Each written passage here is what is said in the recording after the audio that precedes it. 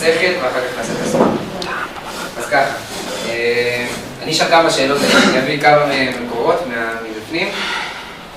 אשאל כמה שאלות, ומכל השאלות האלה אני רוצה להוציא רעיון, בסופו של דבר גם הוא יצא מהמגילה. אז ככה, כתוב, פרק 9 מתחיל לדבר על כל החלומות, מה קורה שאתה חולם כזה, למה בחלום, הקדוש ברוך הוא זה ממך. כתוב שם, מסכת ברכות. אז כתוב שבדף נוני עמוד ב' רבי אלעזר אומר, כל החלומות הולכים אחר הפה, שנאמר, כאשר פתח פה נפתח נאמן, כאשר פתח לו כחיות, ויהי כאשר פתח לנו כן היה. אמר רבא והוא דבר שונה מאין חלמים. זאת אומרת, לומדים את זה מיוסף, שיוסף אמר, פתח לנו את החלום, וכמו שיוסף אמר, ככה היה. ורבא מוסיף, דווקא מתי זה? כשזה מעין החלום. כאילו זה לא משהו תלוש מהמציאות שאתה סתם זורק איזה משהו וזה יקרה, לא. מתי שזה קרוב למציאות, אז זה מה שקורה. זה שאלה אחת, למה החלומות הולכים אחר הפה? ועוד יותר, השאלה שמתחזקת אחר כך, כתוב בישעיה, ותחלימני ותחייני. ומזה חכמים לומדים שהחלומות זה מהקדוש ברוך הוא. אז אם החלומות זה מהקדוש ברוך הוא, אז איך זה שהוא פותר לי את החלום, ואז ככה יהיה הפתרון? כאילו, מה זה, מהבן אדם, מהקדוש ברוך הוא, דבר שפתר לשינוי? שאלה שנייה, בדף ס"א עמוד ב' רבא אומר, לדיינים שבנפשי, אם צדיק גמורו, אם לאו. אז השאלה, מה זאת אומרת אם צדיק, למה אדם צריך לדעת אם צדיק גמורו או אם לא? הכוונה אם לאו, כאילו אם צדיק גמור או אם לאו או אם הוא רשע. לגבי מי מדובר? לגבי כל אדם, רב אומר לגבי כל אדם. שמה, שאני שצריך לבדוק? אדם צריך לדעת אם הוא צדיק גמור או לא. לעצמו? כן. אז השאלה למה? ואם כן, ואם, בסדר, אז אמרת לי למה, אז למה דווקא צדיק גמור ולא צדיק?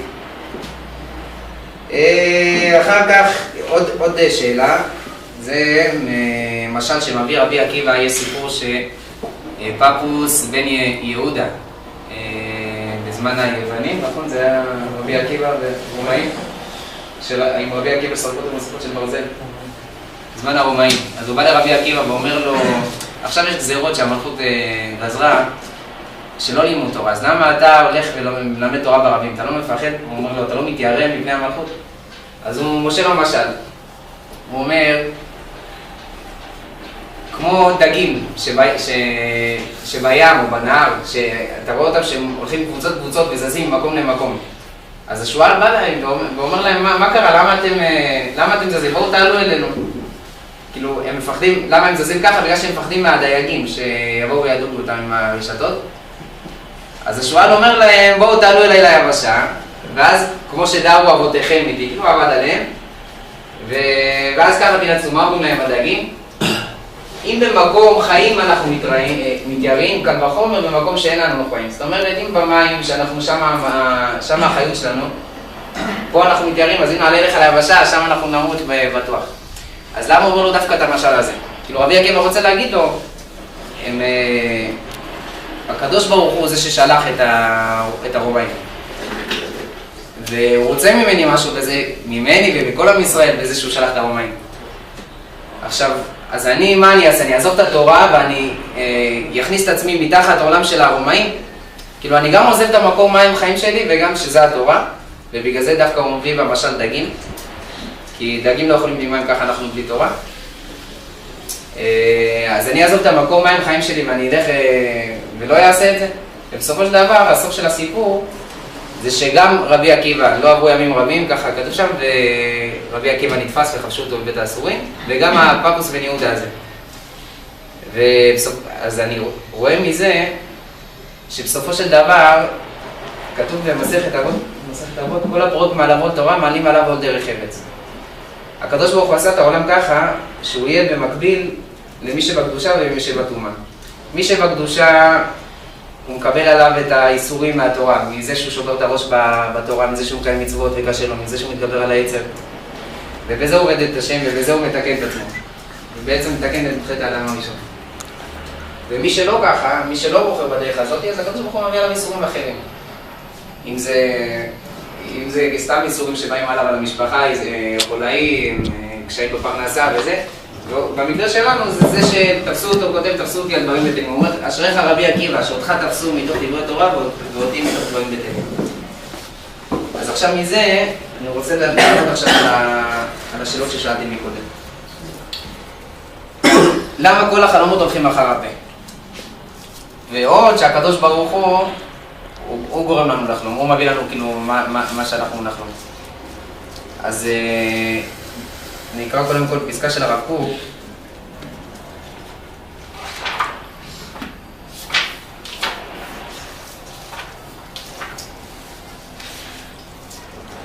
האיש היחידי המשתוקק אל טוב השם צריך להרגיש בעצמו איך שנשמת חייו היא תמצית גדולה של הוויה עליונה ורוממה, שהיא מקושרת עם כל אותן הסיבות העליונות שמסבבות את הווייתה ותאורה. זאת אומרת, את התכונות שהקדוש ברוך הוא הביא מהם. זאת אומרת, אדם צריך להאמין, האדם היחידי, כל אחד בפני עצמו צריך להאמין שכל תכונה וכל אופי, כל דבר שיש בנפש שלו, הוא צריך להאמין שזה קדושה, שזה דבר קדוש, והקדוש ברוך הוא לא סתם נטע בו את זה, ובזה יתעלה מעוף מחשבתה וחשיבות רצונה. בזה הוא יתעלה, וגם הרצון שלו יתגבר, והטוב העליון, ודווקא אחרי זה, הטוב העליון מפנימיות חסד עליון יגלה עליה. זאת אומרת, מתי השפע יורד עלינו ובא לפועל? מתי שאנחנו מאמינים במה שהקדוש ברוך הוא שלח לנו. אז מזה, אני רוצה ללכת לכל החלומות הולכים אחר הפה.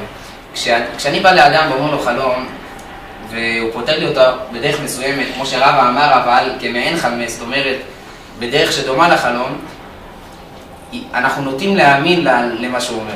זאת אומרת, אם מישהו בא אליי, אני אומר לו חלמתי ככה וככה, והוא פותר לי את זה, אז פתאום נכנס לי איזה חשש בלב, אולי באמת זה כמו שהוא פתר. ומה זה החשש הזה? זה מסלק את האמונה, ומכניס את החשש במקומה. ואז בגלל זה, כל החלומות הולכים אחר הפה. למה? כי לפי איפה שהרצון של האדם נמצא, שם הוא נמצא. כמו שהרב קוק אומר, מתי שאתה רוצה, רק אז השפע העליון נגלה עליך. ואם אתה רוצה דבר אחר, זאת אומרת, האמונה יצאה ממני ברגע שהאדם פתר לי את זה אחרת, הוא פתר לי את זה בדרך לא טובה, נגיד חלמתי שאני נופל ממדרגה, אז הוא חלם לי אתה הולך ליפול עכשיו וזה, אז נכנס לי הפחד הזה בלב, בסופו של דבר אני באמת איפול, כי אני כבר לא מאמין. וגם בגלל זה כתוב, לידע איניש בנפשי, רב אומר, לידע איניש בנפשי, אם צדיק גמור הוא אם לאו. למה אדם צריך לדעת שהוא צדיק גמור? כי כשאדם יכניס לו לראש שהוא צדיק גמור, באמת שם הוא יהיה, וגם הוא ייפול, קודם כל זה לא סתם להכניס עצמם צדיק גמור, כי באמת זה נכון. אתה פשוט צריך לחשוב על זה. וכשאדם חושב על זה, בסופו של דבר ככה גם הוא יהיה, וגם אם זה לא יהיה במעשים. צדיק גמור, זה מישהו שגם אם הוא נופל, זה לא ממנו. כאילו, הוא כל פעם שהוא נופל הוא חוזר בתשובה, וזה מה שכתוב, צדיק באמונתו יחיה. מה זה באמונתו יחיה? דווקא באמונה, כאילו, שום דבר לא מוציא אותו מהאמונה שלו. יש את האמונה, לא פתרון של זה ולא פתרון של זה, כאילו, שום פתרון של החלום שאף אחד יגיד לו, אז לא יוציא אותו מהאמונה שלו. ואז בגלל זה, בא חבקוק ומדן על אחת ואומר צדיק באמונתו יחיה. שדווקא רק אם אנחנו נאמין באמת, באמונה שלמה, מה שהקדוש ברוך הוא אמר לנו, ושזה התורה, ובגלל זה רבי עקיבא אמר לפפוס בן יהודה הזה שהוא לא רוצה לצאת מהמים, שרק שם זה מקור החוזק שלו ומשם הוא רוצה, הוא לא נכנע למציאות, ורק משם הוא יצליח, ובגלל זה באמת בסוף הסיפור כתוב מזומן אתה רבי עקיבא לחיי העולם הבא. שדווקא מתוך זה שהתגברת על כל המפריעים מסביב והמשכת באמונה שלך, כמו הפותרי חלומות, הרומאים, כל פעם יש לנו מינים אחרים. ומה שיוצא מפה שצריך כל הזמן, מה שאנחנו מאמינים בו, כאילו לדבק במטרה ולא לזוז מזה. ומזה אני רוצה ללכת לפורים. מה זה נס פורים? למה דווקא שמה זה יבוא לכם רווח והצלה ממקום אחר? כי מה דרך העולם? דרך העולם זה שאם באמת יש איזה משהו, איזה ניסיון או איזה משהו שמפריע לי, אני כאילו מוסד איתו, או שזה מפריע לי ואני בכל מקום מורגש איכשהו. וזה באמת מה שקרה לכל העם, וגם אסתר שאמרה למרדכי, למה אתה הולך, כאילו כולם לא נגד מרדכי בקטע הזה, למה אתה הולך למלך ואתה יכול להרג, אתה תפיל את כל העם איתך. מרדכי מה הוא עשה? הוא האמין במשהו, הוא אמר לא אכפת לי מכולם. ודווקא בגלל זה יעמוד רווח והצלה ליהודים ממקום אחר. עכשיו לא שייך פה הפתרון של החלום, כי כולם אומרים לו, זה בעצם אני משווה את זה לפתרון של החלום. מה זה כל החלומות הולכים אחר הפה? מה שכולם אומרים לי, בסופו של דבר זה מחלחל לי ללב, ככה אני מאמין, וזה מה שקורה בסוף. אז אותו דבר עם מרדכי, אמור להיות, אבל מה הוא עשה? הוא עשה הפוך, הוא אמר לא אכפת לי מכולם. אני מאמין במשהו, זה מה שיהיה. ואז בגלל זה בא רווח והצלה ליהודים במקום אחר, וזה נס פורים. ואז, מובן, למה דווקא בפורים אדר קיבלוה מאהבה, אדר קיבלוה ברצון. בהר סיני עם... כפול אמר לו כגיגית, באונס, ובפורים מאהבה. כשאדם אוהב משהו, לא אכפת לו שאליחי לא אוהב, או שאף אחד לא אוהב, לא אכפת לו שלא אוהבים את זה. אני אוהב את זה, זה מה שאני עושה. ככה, זה מה שאני מתחבר אליו. אז המרדכי השריש את זה בעם ישראל. אחרי הנס הזה שהיה, ובגלל זה, השריש את האמונה בעם ישראל, להאמין גם אם אף אחד לא מאמין. ובגלל זה, כתוב שאדר קיבלוה מאהבה. למה דווקא מאהבה? כי אם אני אוהב משהו, אז לא אכפת לי מאחרים. אני עושה אותו ככה, בלי להסתכל על אף אחד. אז בעזרת השם, שנזכה להאמין במה שאנחנו חושבים שזה נכון, ולא לשים על אף אחד. בגלל זה כתוב בישראל עזיק שבאמרו אותם. זהו, זה עכשיו זה, עכשיו לא סופר אתכם, חבר'ה.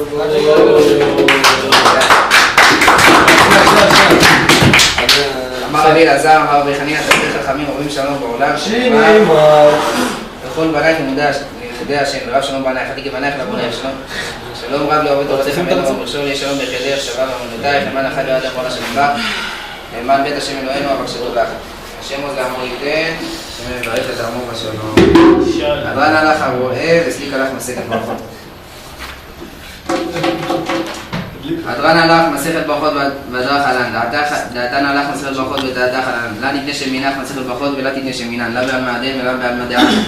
אדרן הלך מסכת ברכות והדרך עלן, דעתן הלך מסכת ברכות ודעתך עלן, לה נתנה שמינך מסכת ברכות ולה תתנה שמינן, לה בעל מעדן ולה בעל מדען. אדרן הלך מסכת ברכות והדרך עלן, דעתן הלך מסכת ברכות ודעתך עלן, לה נתנה שמינך מסכת ברכות ולה תתנה שמינן, לה בעל מעדן ולה בעל מדען.